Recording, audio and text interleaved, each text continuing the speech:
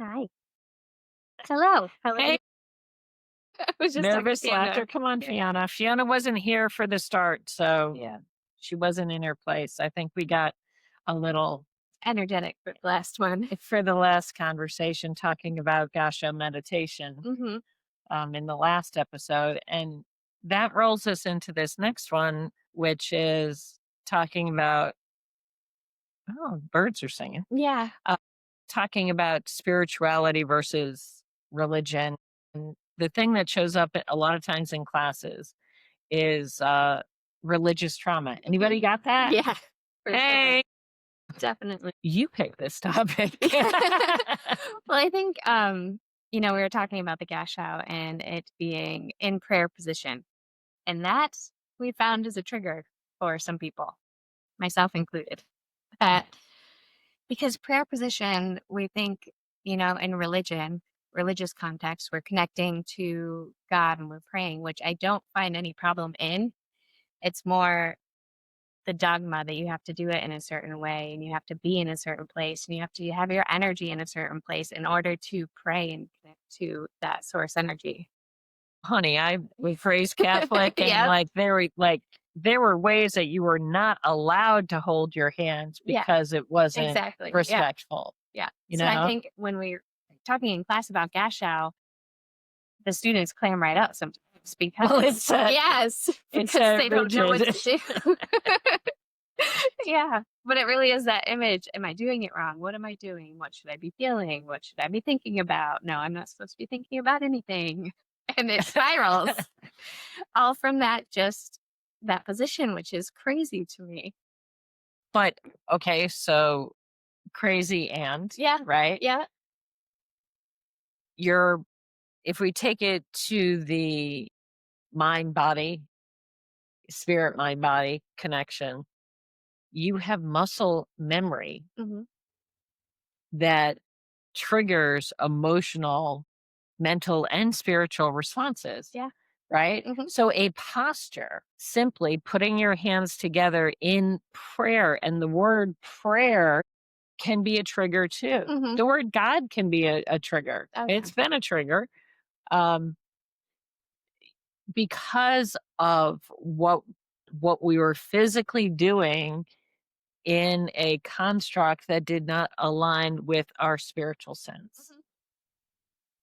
and Yeah. I'm not dissing anyone who has religious beliefs, No, not at all. follows a particular dogma, that Hmm. kind of thing. What I will say is I had to shift away from that because it did not align with my energy Hmm. and what I wanted out of my life because of a lot of the trauma that happened within the construct of church. And that's just not our physical reality right now. It goes back generations. Yeah, So it's a lot built up in our little bodies. it is. Well, you have your ancestors' memories, experiences in your DNA Mhm. and you carry that with you. So like if they were persecuted by a church or for being Mhm. a particular belief segment, group, Yeah. tribe, whatever the language is, right? You carry that subconsciously. Mhm. And so when we come to a practice that is spiritual in nature, there be even just meditation, asking someone to sit still, however they're comfortable sitting still, Yeah. creates a lot of discomfort Yeah. because of that mind body connection. So how do we get ourselves out of that? Yeah. What are the recommendations and how do you shift from being well, not shift from one because like I feel like that's saying one's right and one's wrong. Yeah. But how do you open to being spiritual, not religious, Mhm. if that's your Right. road? Or both. I think the main thing is that realizing that they are two separate things that can actually live together. Right. So I feel like we're in the South, and a lot of times it is not what people think can blend together. That you can't be spiritual and religious at the same time when I feel like that couldn't be farther from the truth. Right. His spirituality to me is connecting to source energy, to consciousness, to that God seed, and to each other, but not through specific practices or you have to do this day, you have to be with these people, you can't talk to this person or do these things. To me, that's restricting energy. Right. And so spirituality is connecting straight to source. Mhm. And from, the neurodivergent side, rote prayers, routine, having to do the Catholic calisthenics that I grew up with, Hmm. me actually away from the energy of the God source Yes. because I had to remember all the stuff that I had to do and when I was supposed to do it. And then it became routine and the heart wasn't in it for me. That's Yeah. me. Hmm. There was a time in my life that I was very devoted into the church. Hmm. And I think it was because I had beliefs that family members, husbands, friends would love me more because Hmm. I was part of that community. Yeah. Um, and that was the wrong reason for me to be there because it didn't align with my authentic self. Not saying that it doesn't work for others, but it didn't work for me. And I was trying to be something I wasn't. Hmm. Yeah. Took a while. Yeah.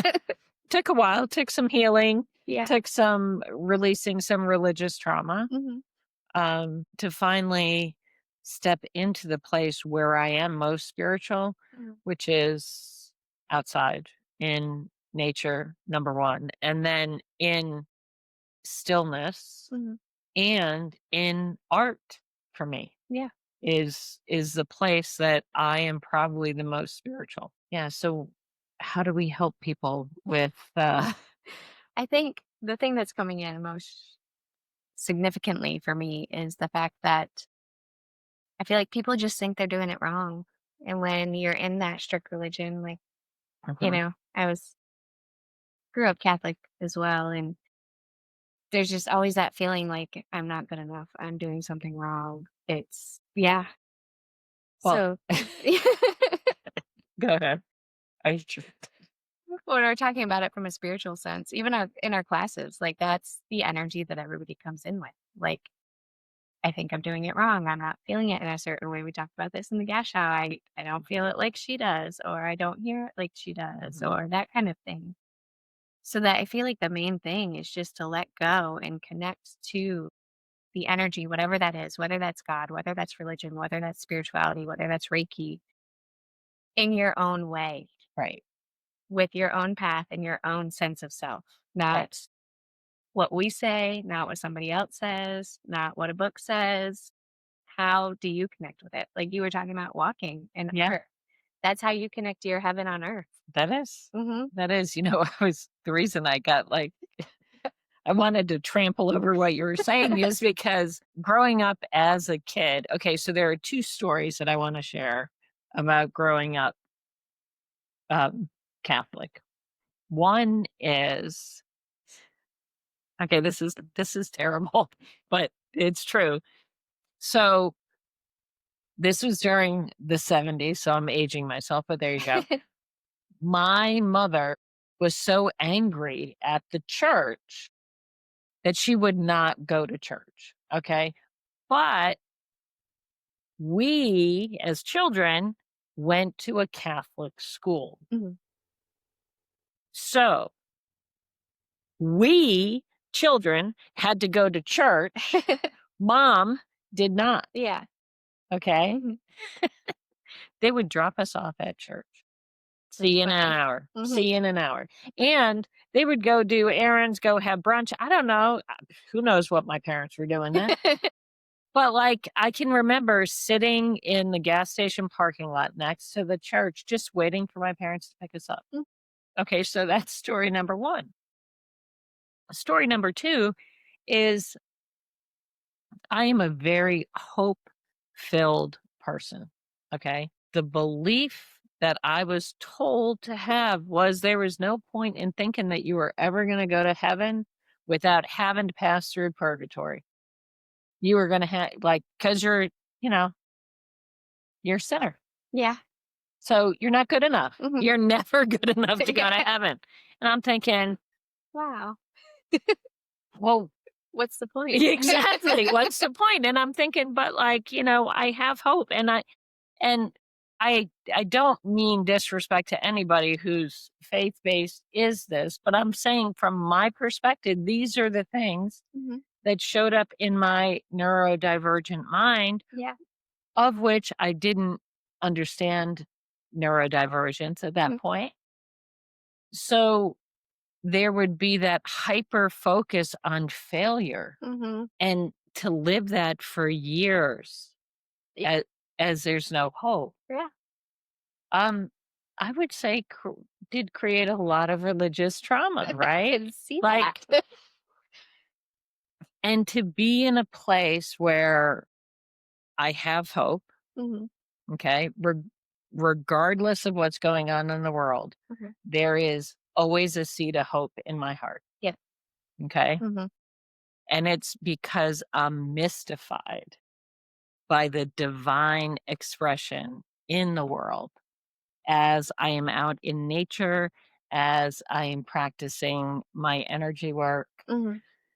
you know, as I'm creating art, I get mystified and blown away so many times that it instills a richness Yeah. that can't be contained in a box of religion for me. No, I like that. That's pretty powerful.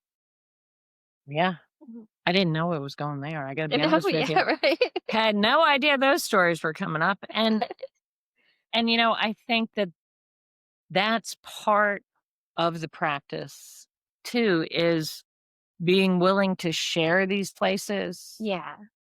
It's the shadow work. It's the shadowy stuff that Yeah, the dark and most twisty. people stick in the box and don't look at it again, or they look at it by themselves. Mm, And that just puts us in a spiral of hiding right. and thinking that it's wrong again. There's that thinking it's wrong or thinking it's bad. Well, but like if I go back to the story of my mom, right? Mhm. There is some powerful modeling of her doing her work, right? Yeah. She was standing in her belief, Yeah. right? Uh-huh. But she was constrained by the rules of the school that she was paying for us to go to, Yeah. right? Mhm. And we were not wealthy by any means, right? So, it's like um but she felt that the Catholic education was where we needed to be. Mhm. And I think if I look at it from that perspective, looking at my mother's humanness, Mhm. right? And appreciating her conflict, her soul Yeah. conflict, right? Yeah. In there Mhm. of I have to do right by these kids and I am not going in there because Mhm. of all that. Yeah. Later in life she came back to the church and, Mhm. really wanted that church community life kind of thing. Mhm. Um, and it suited her, that's what she wanted. Yeah. Um, but I do find it interesting and looking at the examples, like who's a person in your life that gives you an example of something like that through spirituality and religion. I'm gonna put you on the Yeah. spot too. Thanks. Show your underwear drawer too, would you? Pretty much my whole family. So I always joke that my mom, like, she went to a Catholic school. Mm, Met my dad, was in a great situation all the time, left it, and then came back when my sisters were born. My sisters are 13 years younger than me. So I always joke that we grew up very differently with yeah. two different moms. So my sisters went to Catholic school, they went to Catholic high school. My mom taught at Catholic high school, which I had none of that really growing up. Okay. I came into religion when I was 13 when, she met my stepdad and my sisters came in the picture. That's when we came Okay. back around to Catholicism. Okay. So I didn't really have a relationship with religion before that. And at that time, I was very spicy. I read everything I could get my hands on. I wanted to learn everything. So, That hasn't changed. no. So when she presented like this new religion, this is what we're going to do. And there's a book. And I'm like, game on. I'm all about it. Well, I read that book and I did not like it. Mm, I did not like what was in there. And then that gave me this feeling of, oh crap, this is supposed to be what I'm doing. This is supposed to be how I'm living my life, but it doesn't align with what I feel. okay. And so that was a big struggle. And it's been a struggle. I'm not going to lie, Yeah, my whole life yeah. because they are very religious and I respect that. Mhm. That's not how I feel. Right. But you can honor their path and Absolutely. yours at the same time, Yeah.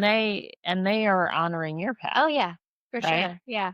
I'm a So, crazy sister, crazy daughter that bathes under the moon and all that kind of stuff. oh, but, you know, But what I think is funny is that one of my main guides that comes in is Jesus.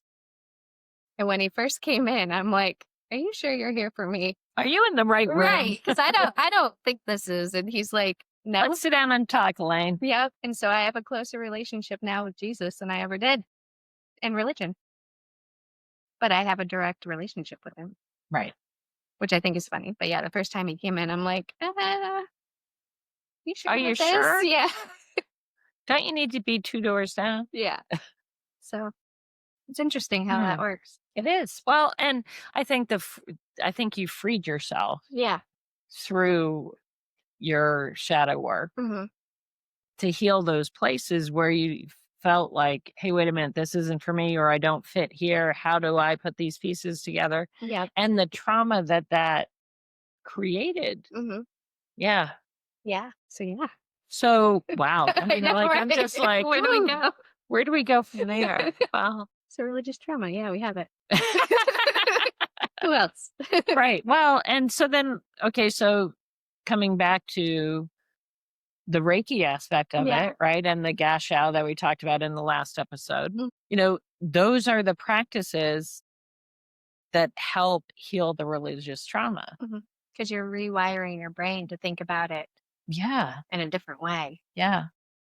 And I send Reiki continually back to my younger self, Yeah. back to my previous self, to my mother, Mhm. who is no longer of this plane, right?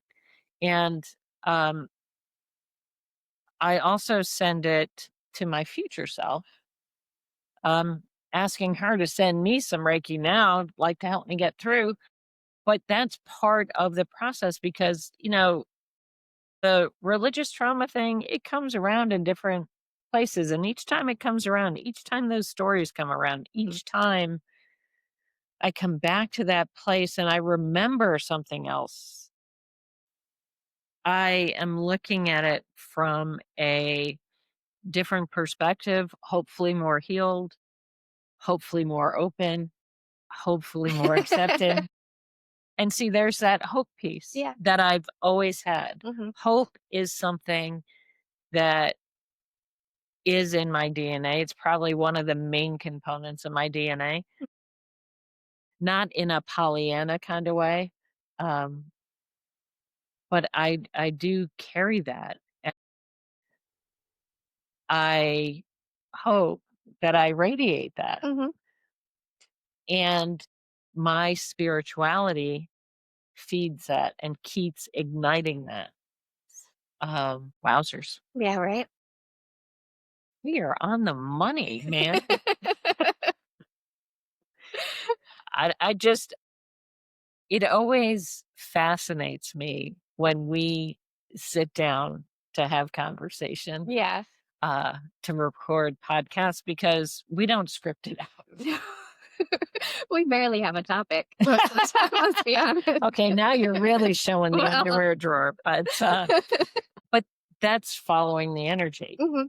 And to me, that is a tenet of the seeds of discovery Yeah. is that it's a cardinal rule that we as Capricorns like rules have to follow the energy.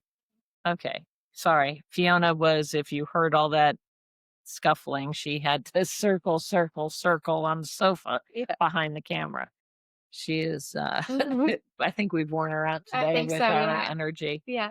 Um, so yeah, religious trauma, Mhm. spirituality, Yeah. weigh it out. Mhm. Curious if there's listeners who want to have conversation around that or have a question around that, Mhm. um, can relate. Yeah. It's a big You know, one. Mhm. because it does show up in the Reiki classes. It shows up in your Akashic record readings. It shows up in astrology reads. Mhm. Shows up in human design. It shows up in feng shui. Like there are places in the home that get out of balance, and some of it, while there is not a religious sector, Mhm. think about the ancestors sector Yep. or the center health center Mhm. in feng shui Yeah. or the helpful people, okay? Jesus showing up. Yeah. I would consider him a helpful He's very person, helpful, yes. and Yeah. my devotion Mhm. to Kuan Yin, Yeah.